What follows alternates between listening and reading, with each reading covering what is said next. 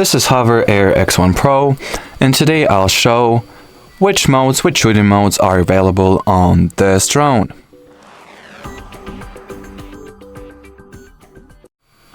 So to start, let's pick up my smartphone and launch the HOVERAir X1 mobile app. Now, you should connect the drone to the app in order for it to show you the proper flight modes, the respective flight modes that are available on this particular drone model. Now we'll go into the flight mode section here.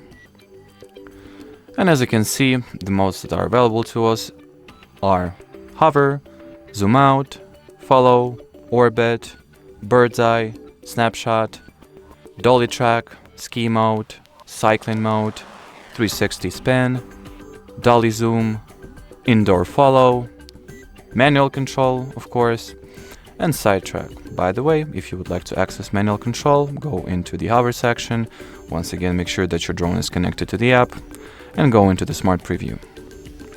Now wait a few seconds for your phone to connect itself to the drone's hotspot, and here you have it. And well, as far as this video goes, that will be it. So thanks for watching, thanks for your attention, and bye bye.